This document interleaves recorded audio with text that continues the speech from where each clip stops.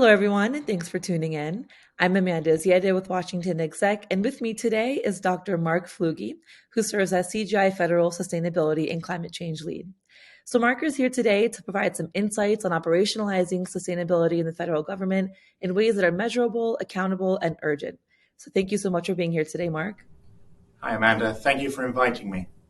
Of course. So, Mark, I'm sure that after years consulting for global organizations and federal agencies, considering your experience, that you've seen various cycles of climate change policy at international and federal levels. What feels different about this administration? Yes, this administration have refocused and re-engaged, and there is money and momentum. So from day one, the Biden administration refocused on climate change and issued an executive order to re-engage in international climate change negotiations. And there's money. There's money for climate-related activities. There's the Inflation Reduction Act, the bipartisan infrastructure law, and things that really support what needs to happen, things like the CHIPS and Science Act. And there's funding in agency budgets, and there's been this appointment of chief sustainability officers at each agency. And there's momentum, progress is already being made in line with Executive Order 14057 and the accompanying Federal Sustainability Plan. And I'm really excited that that Federal Sustainability Plan is both forward-looking, ambitious, and kind of consistent with the goals of the Paris Agreement. That is, to essentially halve emissions by 2030 and drive them to net zero by 2050. All right. So what are the federal government's focus areas right now as it relates to operationalizing sustainability? There is a real focus on planning, policy, and progress. So as I mentioned, the government has the Federal Sustainability Plan established under Executive Order 14057, and that kind of clearly articulates the government's long-term goals. So these goals include, carbon, pollution-free electricity, running 24/7 for all of the federal government to use, moving towards net zero emission vehicles, so an all-electric, non-tactical fleet, net zero emission buildings, net zero emission operations, and ultimately, all of these things ultimately by 2050, including net zero emissions from all of government's procurement as well. And there's been policies. So the White House Council on Environmental Quality now has an office of the Federal Chief Sustainability Officer. So he provides guidance to the federal agencies, and his office works closely with OMB to provide both the implementation instructions and long-term plans for the agencies. And even now, each agency has a designated Chief Sustainability Officer. This is often kind of a secondary role at many agencies given to an assistant administrator or administrator, so they've now also been put in charge of sustainability, but it's a clear role, a clear defined role to work with, CFOs, CIOs, the C-suite within an agency to really operationalize how sustainability happens at an agency. And kind of alongside that policy, informing that policy are various councils, working groups, partnerships, and advisory boards, really the brain trust trying to help the government think through this process. And as I mentioned, there's been progress. We've seen large, like solar installations on Air Force bases. The United States Postal Service recently contracted for over 9,000 electric postal vans. There's been GSA has been working with EPA on standards around environmentally preferable asphalt and low carbon concrete for new buildings. And a lot of this progress has been reported out. Each major agency now has a climate adaptation and resilience plan, a sustainability plan. They have to produce annual progress reports.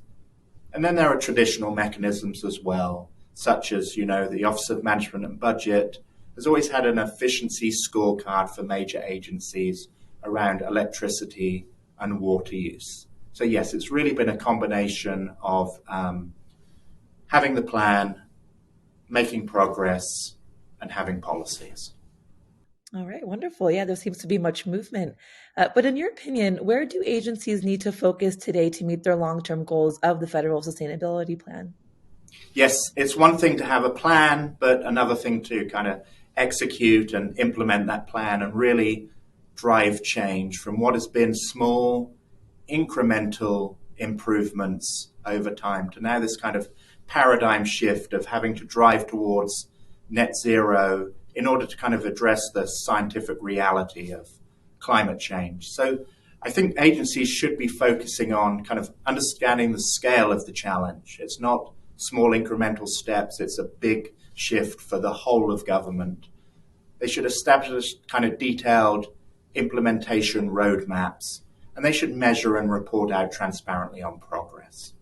So I think kind of understanding scale is that crucial first step. You know, when you think about the federal government, it has over 300,000 buildings, it has over 600,000 vehicles in its non-tactical fleet, and it has annual spending of around $650 billion. So this is all areas where the government can influence change. And, you know, my background, as you mentioned, is in climate change, greenhouse gas reporting, consulting, and the adage is true, kind of what isn't measured isn't managed. So agencies need to move beyond kind of setting these overall net zero targets from the federal sustainability plan and do the next step, do the detailed work. They need to establish baselines.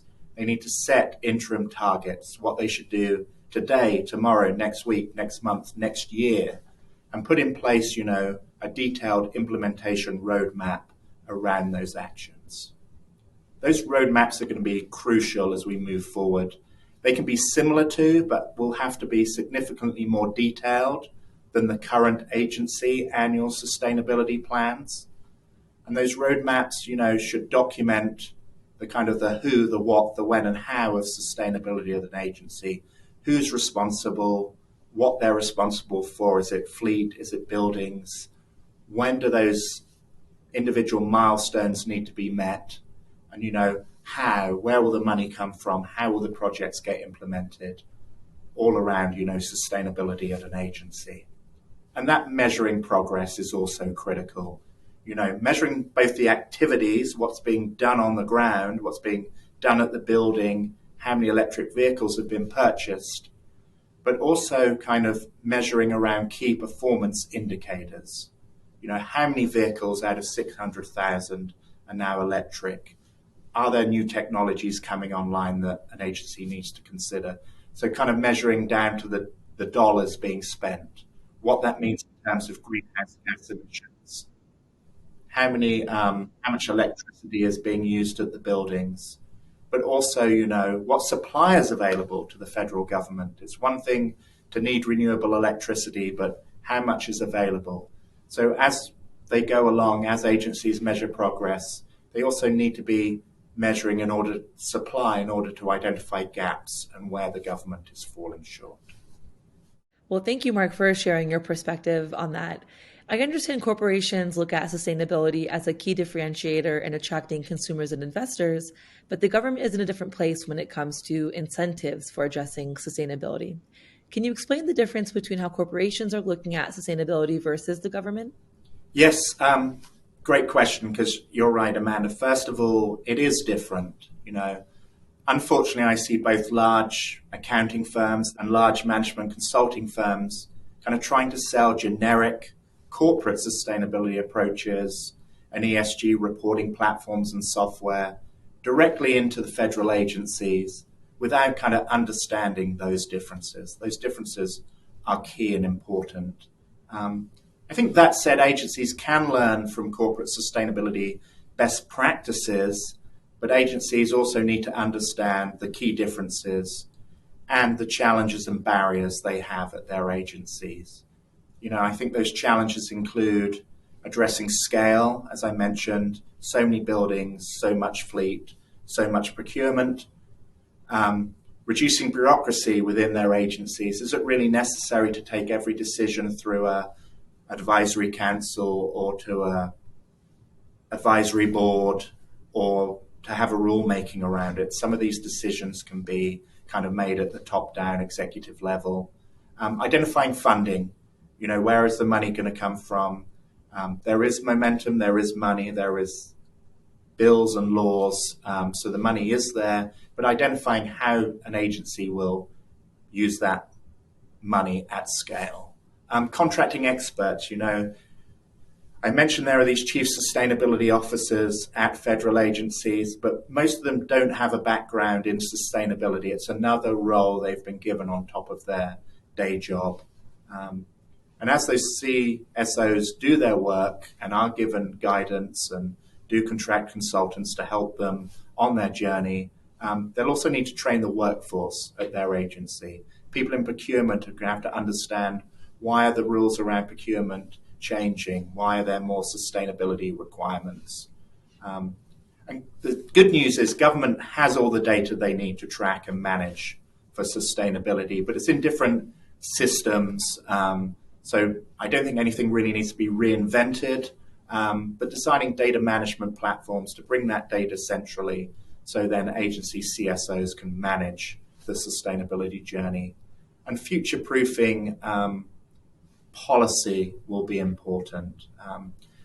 I think the unique thing about agencies, which is really exciting, is that agencies both have a carbon footprint, what their electricity use is, what their fuel use is, what their gasoline use is, but agencies also kind of cast a larger climate shadow. So government has the ability to drive demand, change how industry supplies to the government.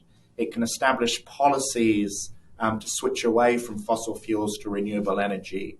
It can make laws, and it can kind of set the rules for procurement. So that's one area where agencies really can be different and affect change. I think where corporations are ahead, a key difference is that I think corporations already understand the need for accountability and urgency. You mentioned the need for urgency in the introduction. That is so true. Governments help with this. They've kind of cast their climate shadow. For example, the SEC recently released a proposed rule to enhance and standardize climate-related disclosures for investors.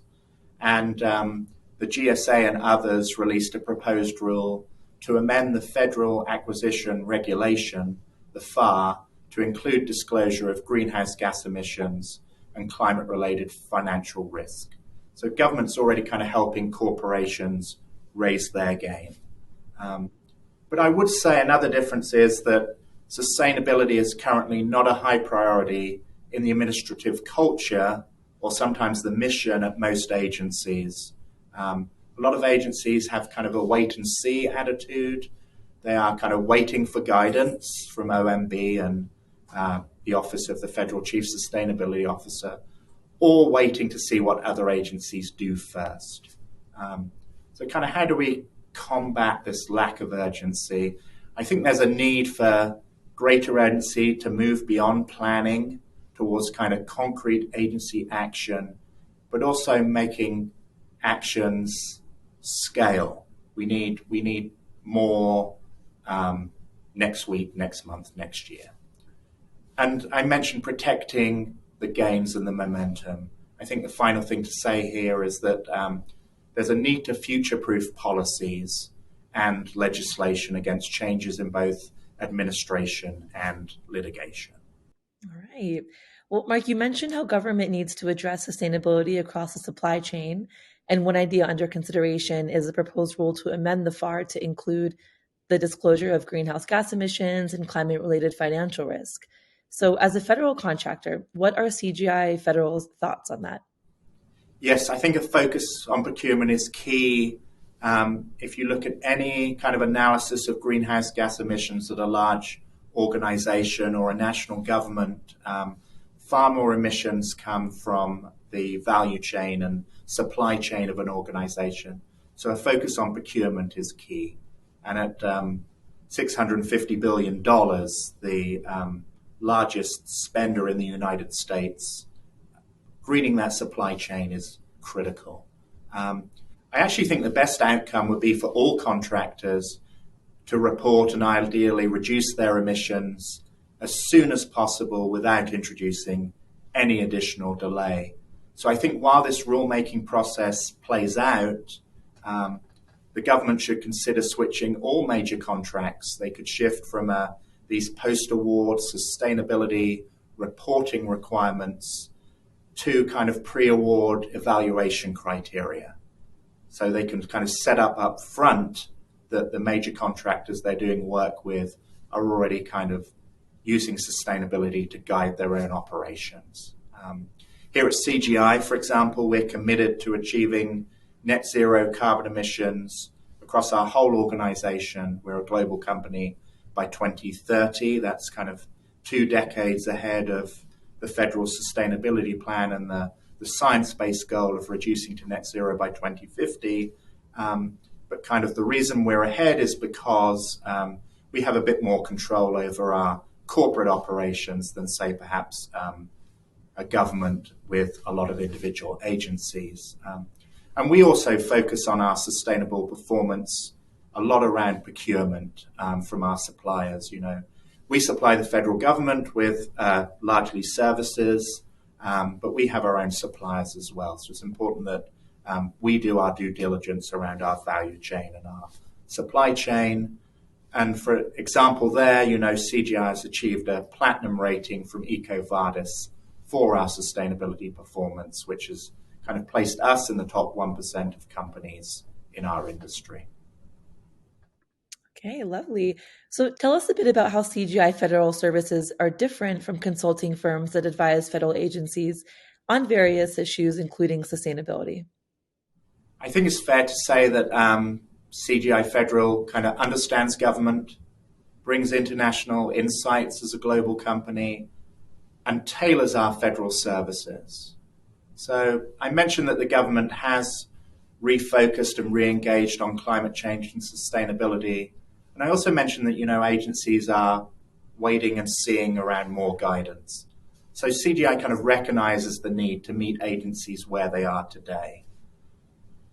And we understand where things and how things get done within the government. You know, we already provide agencies with effective financial management solutions, asset management solutions, and we support many agency CFOs, CIOs, and CTOs. So we kind of understand how things get done in an agency and now how things need to get done in an agency with the overlay of the federal sustainability plan. You know, I was surprised recently to learn that we've been supporting EPA for well over 40 of their 50 plus years. So we have that government insight, and we have our tailored federal sustainability services. And we're ready to help kind of the agency C-suite, which now includes agency CSOs, the Chief Sustainability Officers. We can kind of help them assess their sustainability maturity, how to build these detailed and necessary roadmaps, how to put key performance indicators in place and track their metrics so they can measure and manage their performance. The federal sustainability plan, as I mentioned, has these long-term targets, but they need to develop a strategy around that journey to net zero. And one area where we also help is to kind of create a sustainability leadership culture within an agency. As I said, it's not core to the mission. Sustainability is not core to the mission at many agencies. So we kind of need to educate that workforce and raise all boats. And finally, I'd say, you know, CGI is a global company. I talk at least weekly with my global colleagues, sharing what we're doing across the company for our clients on sustainability. So I'm able to kind of bring those global insights to federal leaders here in the United States. Lovely. Well, Mark, thank you so much for these insights and this incredible, informative conversation. Is there any final thoughts before we close? Yes, I think addressing sustainability is something that's becoming core to how we at CGI go to market. And I'm really excited that it now has become kind of a priority of the administration and is becoming part of how an agency conducts its operations. CGI is kind of guided by our environmental, social, and governance considerations, including environmental sustainability in all we do and as we help our clients become more sustainable in what they do. So I know that, CGI will continue not only to kind of push our own commitment to net zero and environmental sustainability, but I'm excited to kind of also push our suppliers and our clients, including federal agencies. All right. Mark, thank you so much for being here today. Appreciate your time. Thank you, Amanda. It was my pleasure.